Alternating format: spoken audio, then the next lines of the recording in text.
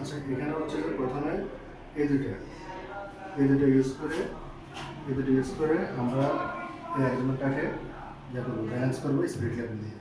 এখানে এগুলোতে ব্যালেন্স করবো। আর এখানে দুটো স্ক্রু আছে, এই দুটো স্ক্রু ইউজ করে আমরা ফিউশন টেবলকে আমরা করবো, অ্যাডজাস্ট করবো। আর ফিউশন টেবল আর এটা হচ্ছে যে আমাদের কলিমেটার। ফিউশন টেবল আর কলিমেটারকে আমরা সেম হাইটে রাখবো। সেম হাইটে এই জন্য রাখবো যাতে করে আমাদের ডিপ্রেশনের মধ্যে গ্রেটিংয়ের মধ্যে ঠিকমতো আলোটা আসতে পারে। এরপর হচ্ছে যে এটাকে আমরা প্রথমে যে কাজটা করবো সেটা হচ্ছে এখানের মধ্যে আমরা ক্রস সেকশনের মধ্যে দিয়ে যে আলোটা আসে, গ্রেটিংটা না থাকা অবস্থায় এখান থেকে আমরা এখানে যাতে আলোটা আসে, ক্রস সেকশন আলোটা, ওই আলোটা আসতেছে কিনা ওই পজিশনটা নিব। আর সর্বপ্রথম যে কাজটা করতে হবে এই অ্যারেঞ্জমেন্টটাকে, এই লাইট, এটা আমাদের এই লাইটটাই আমরা মূলত মানে শুরুতে আমরা এই লাইটটা আমাদের আনতে হবে। এই লাইটটা আনার পর আমরা কি করব, গ্রেটিংটা লাগাই দেব। গ্রেটিং লাগাবো।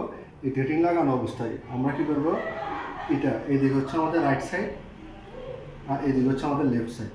প্রথম আমরা রাইট সাইডে রেখে প্রথমে ভায়োলেট, তারপর গ্রিন, তারপর ভায়োলেট, তারপর হচ্ছে রেড।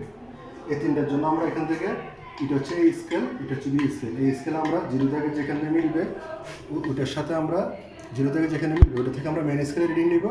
আর ভার্নিয়ারের যে কারোর সাথে মেন স্কেল মিলে যাবে ওটা থেকে আমরা ভার্নিয়ার স্কেল মেন নিব। সেমভাবে আমরা বি স্কেল থেকেও নিব।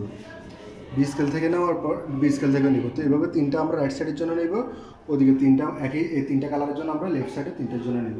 আর এখানে স্লিটটা আমরা প্রথমে এই অ্যারেঞ্জমেন্টটাকে করে প্রথমে স্লিটটাকে অ্যাডজাস্ট করে নেব। স্লিটটা দেখাতো কত বড়, এখানে দেখা যাচ্ছে, ঠিক আছে। তাহলে স্লিটটা আমরা করবো। এরপর স্লিটটা এখানে জাস্ট লাইটের ফোকাস হয়ে আগের মতো করে আমরা এখানে ডাটাগুলো নেব।